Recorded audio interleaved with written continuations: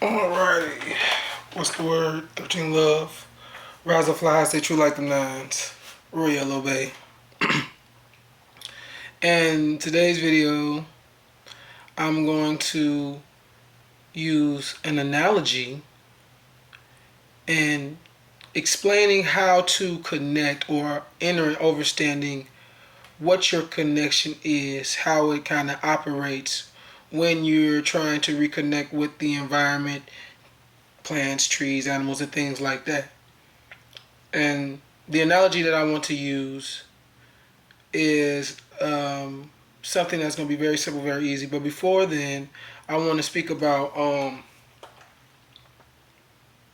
the difference between analog and digital, because this is something that I was asking myself for a minute, because I was trying to really like pinpoint it, because the amount of technology that has come out in the times that we're in now is so vast and, as far as we know, so advanced that it actually is starting to mimic a lot of the things that the spirit does, almost to the same degree as how nature in the universe does, mimics the spirit, and or interacts with the spirit. Because the universe we're interacting, it's more of an interaction. There is a analog connection though to that interaction. It's not a necessarily a physical one dealing with touching, feeling, hearing, seeing, smelling, tasting, in the same spectrums that we use within this realm. And the thing is that we use these spectrums to interact with our environment, but we also take these same attributes when we go into like different realms, like the mind, and dealing with our own eternal space as being nothing but the spirit. There are certain attributes that have manifested because we are ultimately trying to create vessels that are so similar to the spirit that we don't have to jump out of the vessel. We can use the vessel. The vessel will be basically self-sustaining, self-sufficient, and self-cultivating, and also self-evolving. That's what we're really trying to do as the older spirits or souls, the older souls that are like on this planet. A lot of us are. But the difference between analog, and the reason I bring up the analog connection and the digital connection and how they're becoming so similar, is because, like I said, personally myself, I was trying to really pinpoint what is the. I see all the similarities between the analog system and the digital system, but I couldn't really necessarily find that exact difference between them. You know what I'm saying? And I think I have figured it out. So this is where I came up with this analogy. And so when you're looking at something being digital, you're looking at a network of different like mechanics that are basically help create a light, and this light is projected in the form of pixels. So it really takes like a whole bunch of different pictures and puts them together from different lights to create one big light, and that's kind of like the digital workings. And then when you're dealing with something analog, it's the same way, but not. It doesn't play out in the same form. When you're dealing with analog, something that's dealing with, let's say, a bike, which is what I want to use for my analogy, the bike has a system too.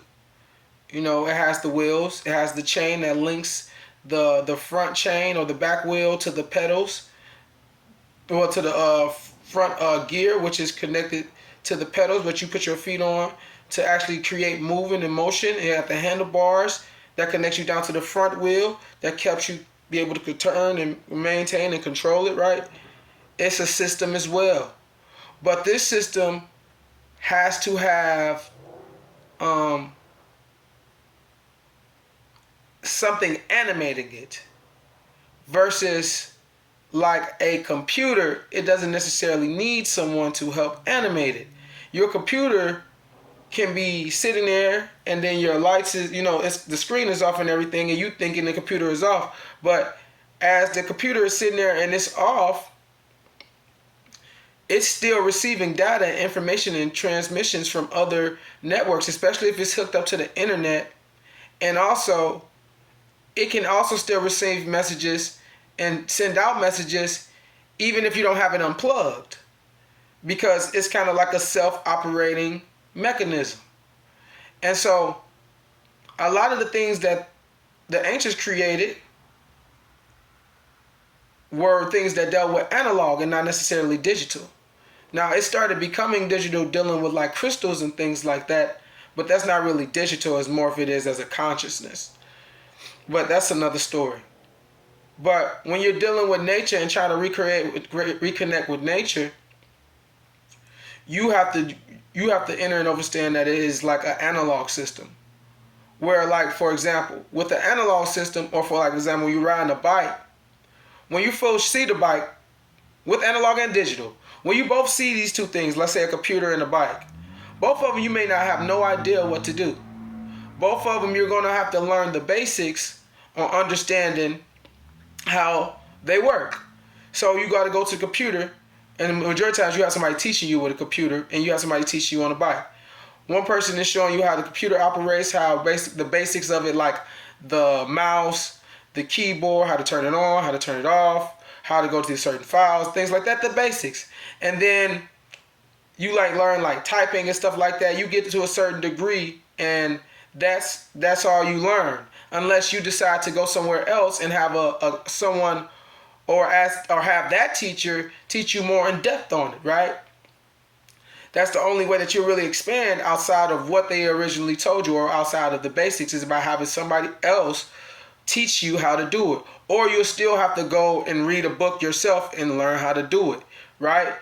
Even if you're reading a book, even though you're the person reading the books, you're reading somebody else's intellectual property or somebody else's mind state to understand something that you have no clue about. And for some reason, you can't even understand it if you wanted to by just messing around. Now, you probably could, but you're still not going to be as depth as somebody who's actually read a book or went to a school and had somebody who actually learned it and done it for many years. You're not going to be as good as them.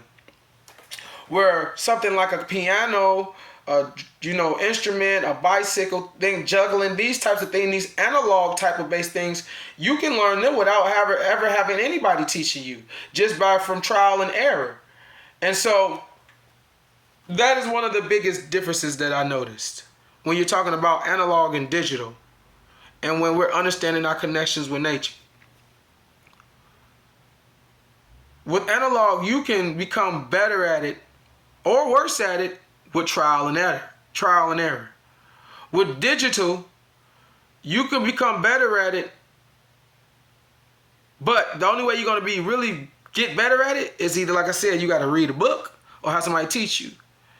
Now, you can get better with trial and error, but it's going to take you way, way, way longer than what it would with the digital thing. With the analog thing. And the proof is that you have plenty of artists who you have blind artists like Ray Charles and Stevie Wonder. Well, I know Ray Charles for sure. I'm pretty sure I think Steve taught himself how to play the piano too. Shit, you ain't got to be blind. You got like, what's his name? What's that producer name? Make all them songs. He made Beyonce songs and stuff like that. He taught himself how to play the piano himself too. He does not have a traditional or a classical form of playing the piano. He plays his own way. Ray Charles plays his own way. Stevie Wonder plays their own way, because it's an analog system. It's a system that's designed to fit around the user and not just to be using the user. Where the internet and things like that, especially when you start dealing with like deep web and you're dealing with like these different types of AI systems, they're learning you. And so this is their form of using you. They're using you by you telling them everything they need to know about you. It's still a use. We do this as humans, but with analog things, it ain't trying to take nothing from you. The analog thing is not animated until you are interacting with it. And so it's kind of the same thing with nature. But there is a difference. Nature is alive and aware. But it works the same way, because learning something analog is the best way to learn something on your own, by yourself. It's an actual know-how you gather from what we consider to be first-hand experience. Where digital is like a more second-hand experience type thing, which is why they kind of got us out of getting and going to actual zoos and petting places to meet animals and start showing you classes with National Geographic and stuff like that, or sending you to the zoo where you can't even touch the animals, you just gotta watch them from behind the glass. That's secondhand experience, it's not firsthand experience. Nature deals with analog, which is firsthand experience. You can go in there, you can think whatever you want to think, but nature is gonna and in that way, nature and how this and technology is kind of is mimicking the spirit of nature in a way, because nature is it will let you do stuff, but it's not like it's gonna like accept what you put in like a computer. If you don't put in the right software, the nature ain't gonna let you do that either. It ain't gonna let you just try to mess it up. But then that's the thing with dealing with analog as well. When you deal with analog, you got somebody, they don't know how to drive that car that good. They don't know they're supposed to check that oil. So the car gonna work. It's gonna work until it don't work no more. Sound familiar like something? Sound like your body, don't it? Your body gonna work until you try to stay as alive as long as it can until it can no more. You see what I'm saying? It's the same thing with like we dealing with analog. Analog can't tell you what's messed up. Analog only knows what's going on based on what you doing to it. And so I'm speaking as if it's a consciousness, but it's not alive. I'm using that as a parable so you can get a better understanding where I'm coming from when I'm talking about something being a living vessel and a expiring vessel. You see what I'm saying? Which what analog is. Anything that we create with the materials of this plane has an expiration. But when you're dealing with digital, they're trying to go the opposite way of nature, but trying to do or get access to certain abilities or attributes that nature gives you when you connect properly. That's what's going on. So think of connecting with nature as an analog experience. It's an experience that's going to be, there's certain basics to it, and the basics is go over there and sit your ass down. But observe it the same way you observed the bike. You didn't know exactly what anything did. You were so to the point that you was nervous and scared. But the only reason you kept trying because someone was there who recognized the bike, who know what the bike could do. And they showed you the basics. But the beauty about being something or doing something with a more analog system, just as well as you can destroy it, because you're not doing it properly. If you are doing it properly, you can do things with this analog system that probably was never designed to do. Now, what am I talking about? Look at how you see people do stuff with music, with guitars, with skateboards, with bikes. Defy gravity. Shit, niggas, shit, with your body swimming.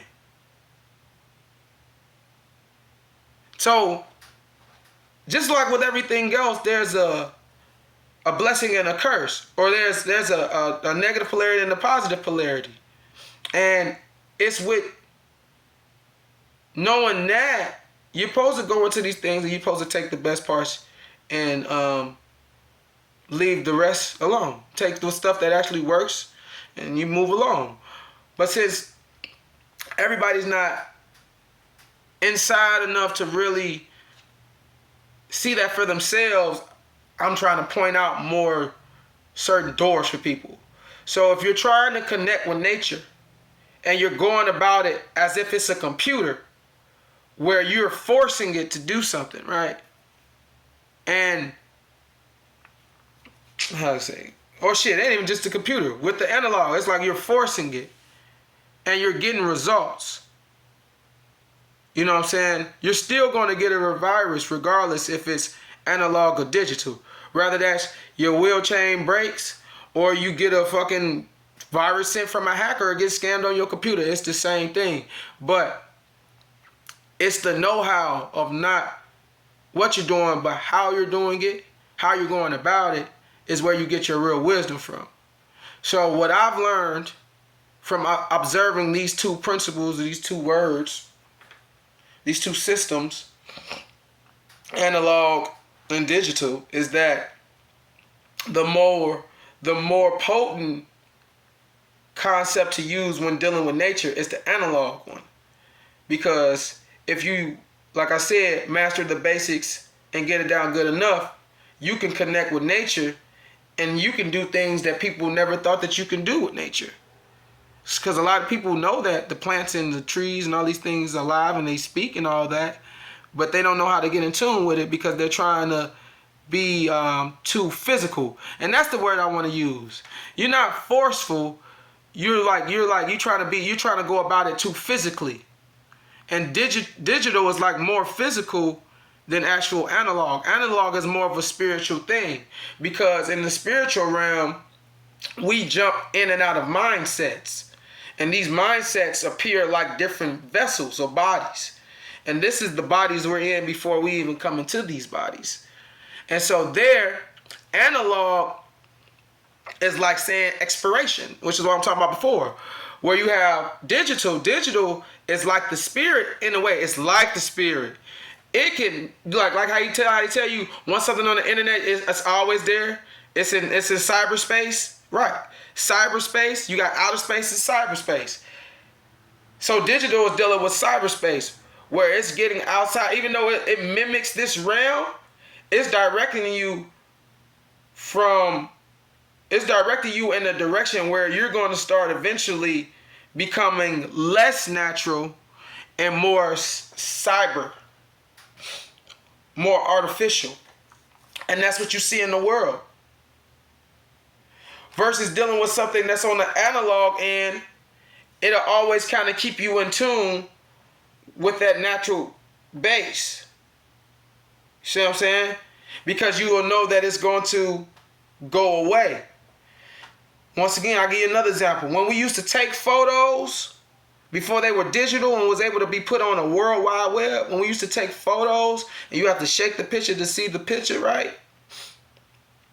You know, like let's say it was a picture of you doing something embarrassing. You know, that was a lot easier to get rid of than a digital one where it's like spreads like wildfire, and once it's on there, if anybody grabs, it's grabbed.